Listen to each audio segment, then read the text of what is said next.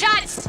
One, two, I can't get away with this. I totally got who she was. I was in my 20s at this point, so I had a bit of a perspective on what it's like to be a teenager. And just two roles, a ruthless bully in Carrie and a brave police officer in RoboCop, were enough for Nancy Allen to make Hollywood take a step back and take notice. This wasn't just another pretty face. Born into a police family in the Bronx, Nancy Allen was once a shy girl, quietly standing on the sidelines. But few knew that from that place, among old streets and lessons in discipline, a powerful instinct was taking shape, the instinct to survive, to perform, to transform fear into performances that gave people chills. She once turned down a role as a prostitute because she didn't want to appear nude. Yet she became the muse of Brian De Palma, the man who cast her in some of the most controversial roles of the 1980s. They got married, then divorced, and no one really knows what happened behind the scenes. Nancy Allen lived through both the spotlight and the shadows of Hollywood, scenes that made hearts race, relationships so tangled the people involved couldn't speak of them, and silences that many mistook as disappearance. But in the end, who is Nancy Allen? An action heroine? A scream queen? A woman who turned down fame for a quieter life? This is the story that has never been fully told, and you won't want to miss a single detail. Nancy Allen was born on June 24, 1950, in the Bronx, New York, as the youngest of three children. Her father, Eugene Allen, was a city police lieutenant who brought strictness and discipline into the household. She grew up on 196th Street in the Pelham Bay neighborhood, a working-class area that appeared quiet but was filled with social tensions. Those elements would later deeply influence the way she embodied characters torn between instinct and morality. As a child, Nancy was very shy, quiet, withdrawn. Her mother enrolled her in dance classes at the age of 4, hoping that music and movement would help her open up. And it worked. Nancy gradually became more confident, learning how to express emotion through her body. She attended Mount St. Ursula Academy before the family relocated to Yonkers. Later, she was accepted into the High School of Performing Arts, majoring in modern dance. But after just 1 year, Nancy quit.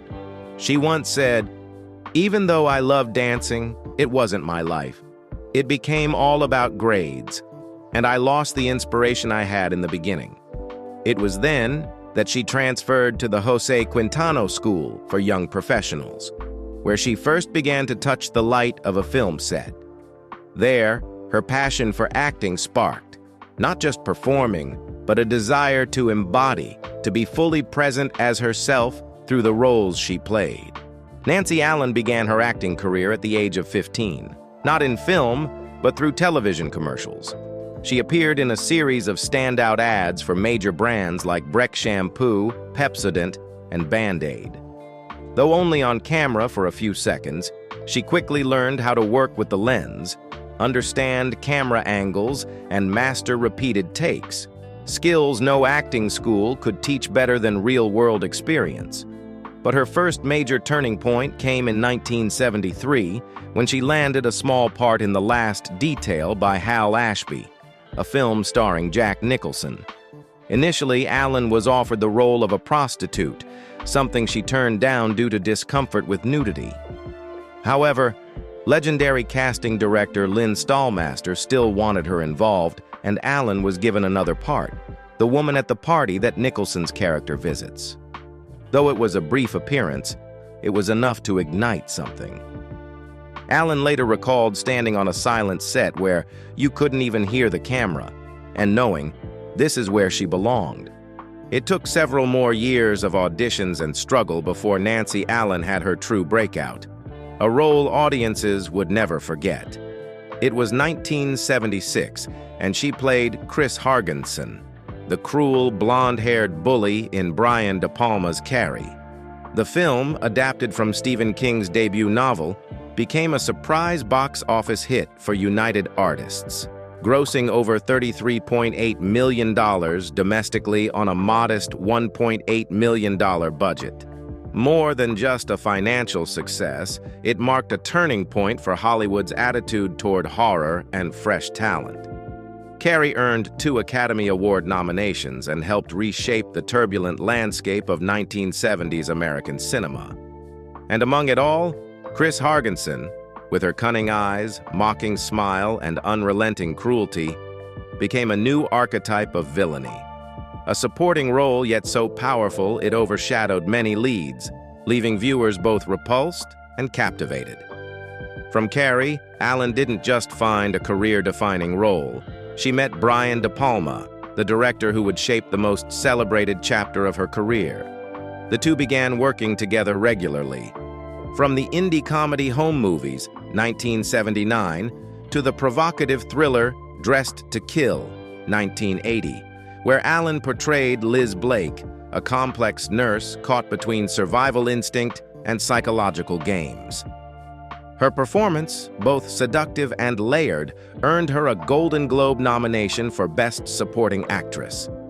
The following year, Allen reunited with De Palma for Blowout, 1981, this time starring opposite John Travolta. She played Sally, a woman entangled in a murder plot, and it was her mix of fragility and resolve that gave the film emotional weight far beyond a standard thriller. Together, Dressed to Kill and Blow Out not only secured Allen a place among Hollywood's scream queens, but also proved she wasn't just a pretty face. She was an actress who could channel danger, emotion, and nuance.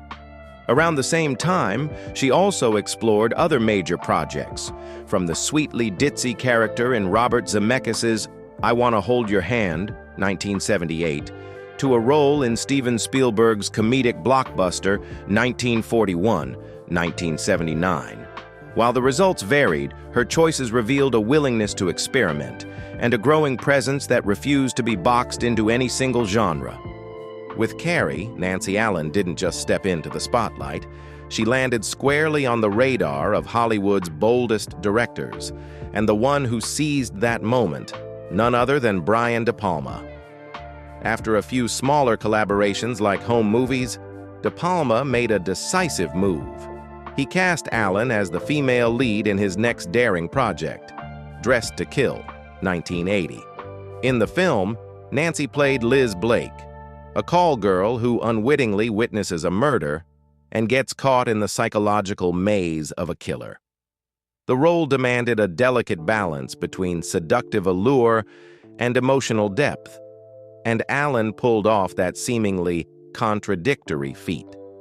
She wasn't just a sensual icon. She portrayed the confusion, vulnerability, and compassion of a woman navigating a world full of deceit and danger. Thanks to this performance, Nancy Allen earned a Golden Globe nomination for New Star of the Year, a significant milestone not just for her career, but as a formal acknowledgement of her acting prowess. No longer just a striking beauty, she had become a true actress, capable of carrying an entire film on her shoulders.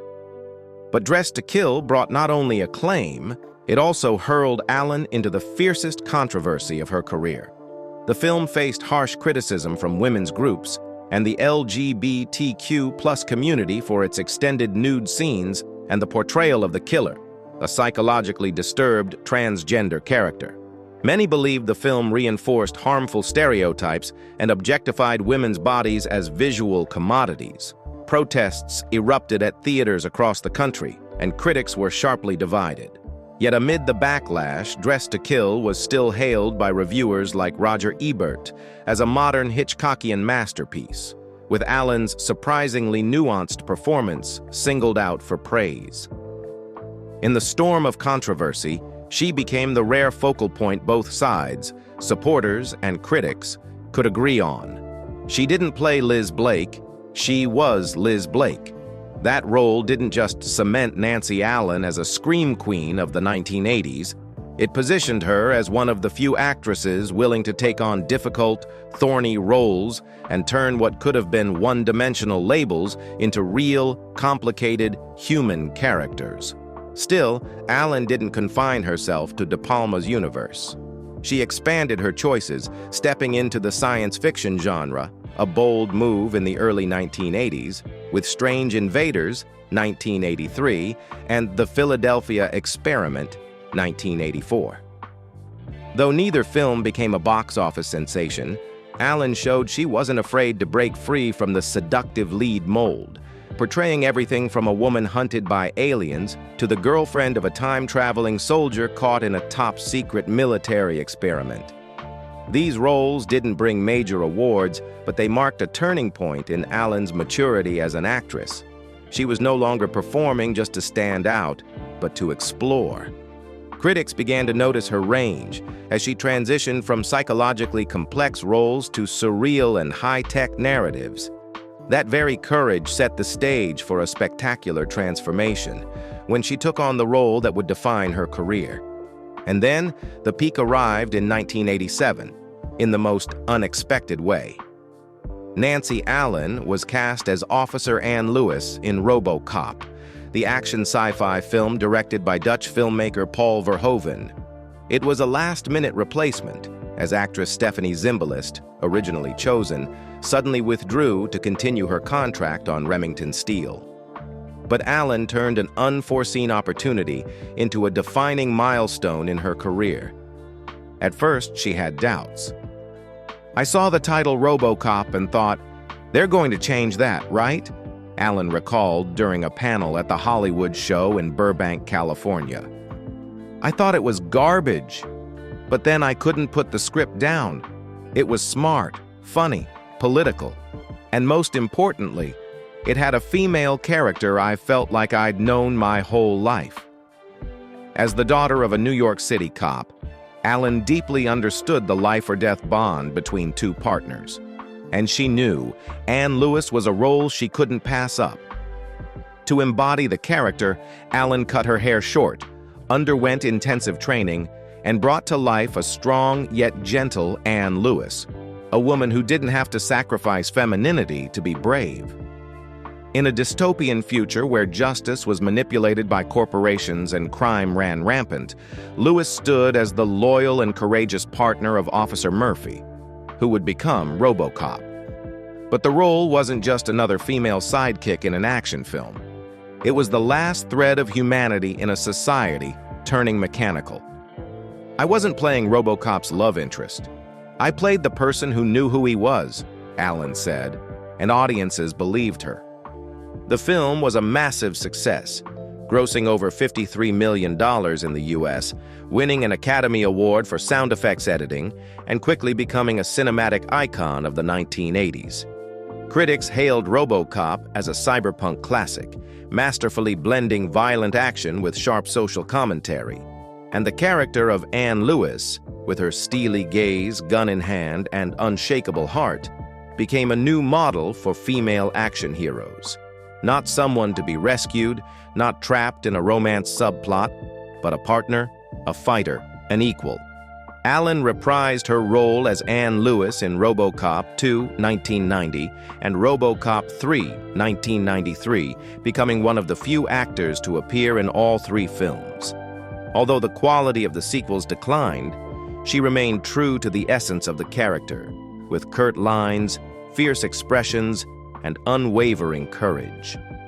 Nearly a decade with the franchise turned Ann Lewis into a role inseparable from Nancy Allen, to the point where, as she once shared, many young fans wrote letters calling her an inspiration to become police officers. "That was the first time in my career I received tons of letters from young girls saying they wanted to be like Ann Lewis. That was really, really special." In fan panels, Allen wasn't shy about sharing behind-the-scenes memories, like the time she refused to wear a wetsuit because she was afraid of looking like a whale, and nearly got hypothermia from standing in freezing, rust-tainted water inside a cold steel mill. "I went in for the final scene without protective gear because I thought it would be embarrassing. Then I nearly froze, put on the wetsuit, and yeah, I looked like a whale," she said, laughing. These stories made Ann Lewis all the more relatable.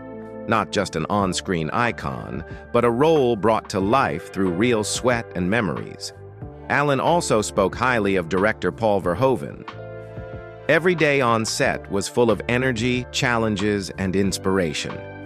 He's a master filmmaker, and from the beginning, I knew I was part of something truly special. She also expressed amazement at the technological foresight of screenwriter Michael Miner, who predicted things like GPS and AI before they ever existed. Her favorite line? Not a tough one, but a biting piece of sarcasm. "Dick, I'm very disappointed." Looking back, RoboCop wasn't just Nancy Allen's commercial peak. It was her creative pinnacle. From a shy Bronx girl to a chilling Chris Hargensen, and then to an unforgettable Anne Lewis, Nancy Allen didn't just play characters, she set a standard. After RoboCop, Nancy Allen entered a transformative phase. Not as an action icon, but as an actress willing to explore complex and unconventional shades. She didn't chase the spotlight of more blockbusters. Instead, she threw herself into riskier projects, some quiet, some bizarre, but always marked by her full commitment.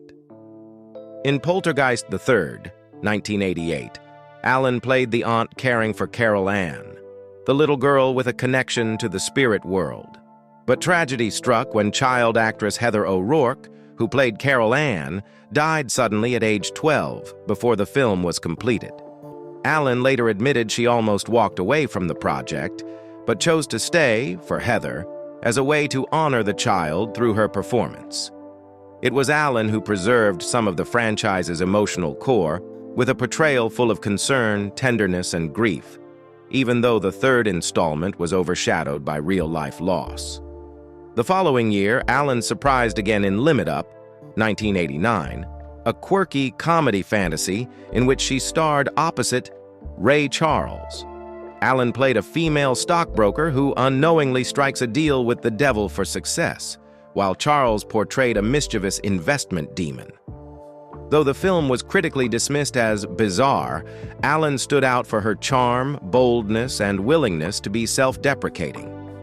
After the strength of Officer Lewis, this was a risky turn, but one that showed she wasn't afraid to break her own mold and explore her satirical edge.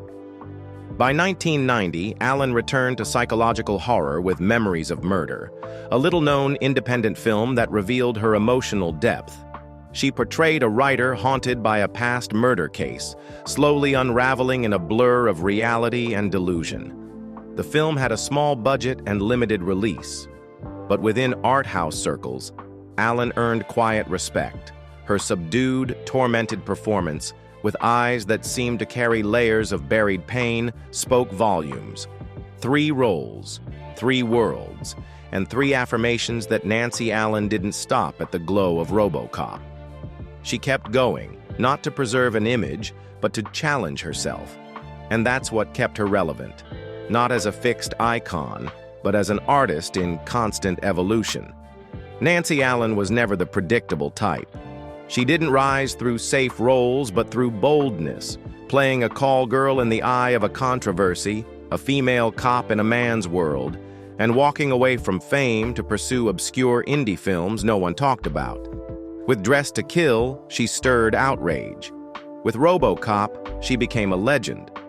But what makes Nancy Allen most unforgettable isn't any one symbol. It's her capacity for rebirth. Each role a reinvention, each choice a declaration. And through that relentless determination, she built a career that was different, bold, self-defined, and never willing to compromise. Few would suspect that behind the tense, haunting scenes of Dressed to Kill and Blow Out was a real-life relationship just as turbulent and intense between Nancy Allen and Brian De Palma. They first met in the late 1970s, when Allen had just stepped out of forgettable supporting roles and De Palma was hailed as Hollywood's next Hitchcock.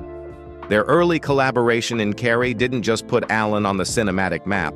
It also marked the beginning of a magnetic relationship between an actress willing to go all in for a role and a director known for his bold visual style and, at times, ruthless treatment of female performers.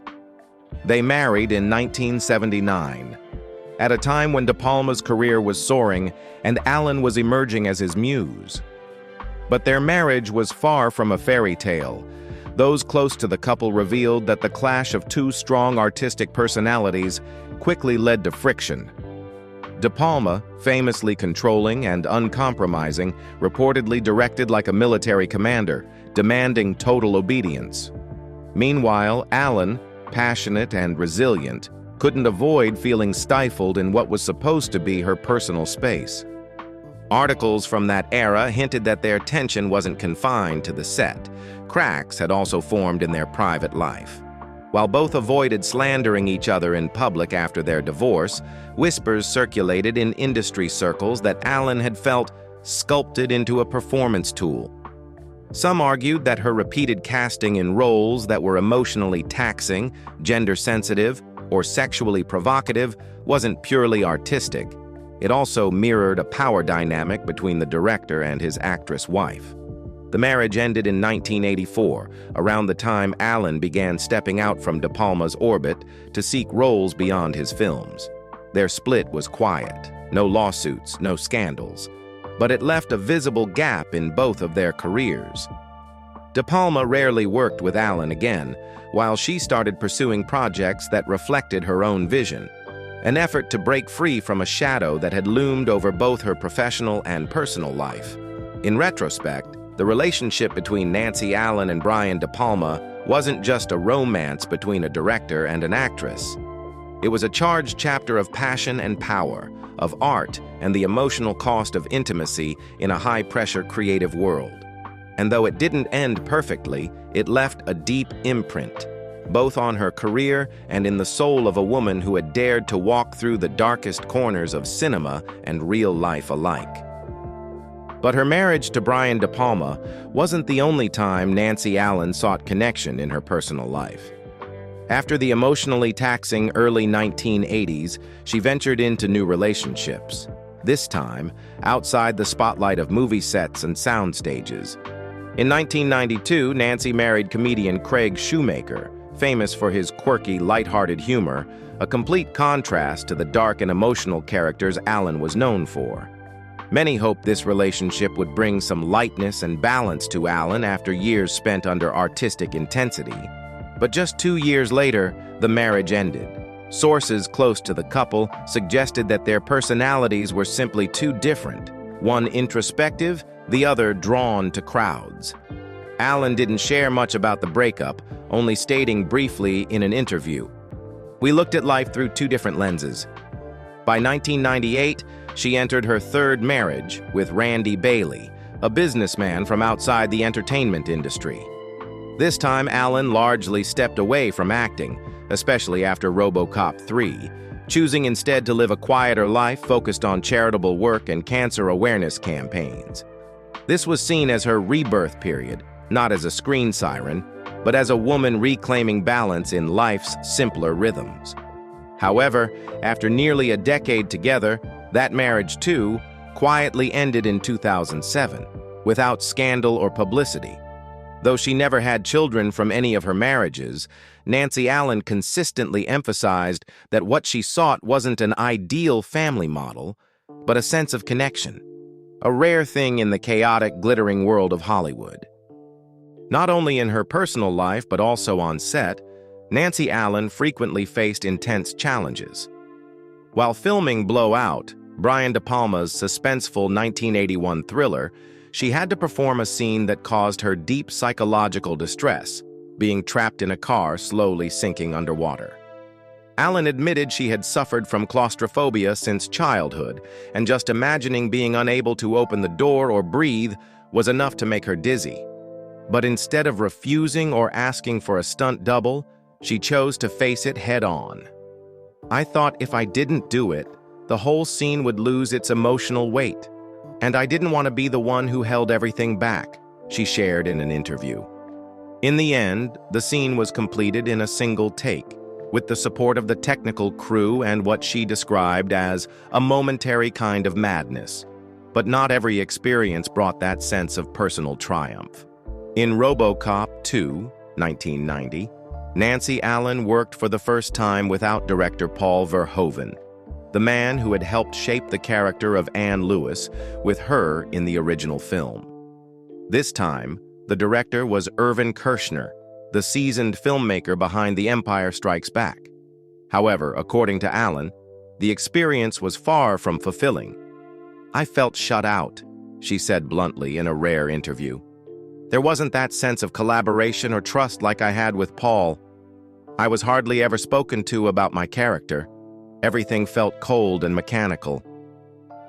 That atmosphere made it difficult for her to maintain the character's emotional depth, and sharp-eyed viewers noticed that while Anne Lewis in the sequel remained brave, she lacked the humanity and emotional resonance that had made her so compelling in the first film. Nancy Allen may not be a name that regularly tops Hollywood's honor rolls, but she belongs to a rare group of actresses who redefined how women are portrayed on screen, especially in genre films. From Dressed to Kill to RoboCop, she didn't just play roles, she reimagined them. With Liz Blake, she met controversy head-on with a performance both nuanced and deeply human, showing that characters often labeled as seductive could still possess emotional depth. With Anne Lewis, she created the first iconic female cop in mainstream cinema who didn't need rescuing, wasn't someone's girlfriend, but stood as an equal partner, tough yet compassionate, capable of inspiring an entire generation of young viewers. Especially memorable were the letters she received from little girls saying they wanted to become police officers like Anne. At a time when women on film were usually cast as victims, love interests, or shadows behind the male lead, Nancy Allen helped carve out a different path, one where women could be central, could be warriors, could survive, and could be the storytellers themselves. She didn't chase fame or the market, but it was her consistency in role choices and her fearless acting that made her a scream queen with a distinct voice, and a vital bridge between the suspense cinema of the 1970s and the rise of modern female-led action films. Nancy Allen's legacy isn't counted in gold statues, it lives in the eyes of viewers she moved, in scenes people still remember, and in the boldness she brought to the screen, at a time when few dared to do so. As the stage lights dimmed and acting roles faded from the center of her life, Nancy Allen chose a different path, quiet but deeply meaningful. The turning point came after the death of her close friend Wendy Jo Sperber, an actress with whom she had shared many memories both on set and off, who passed away from cancer. That pain didn't cause Allen to retreat.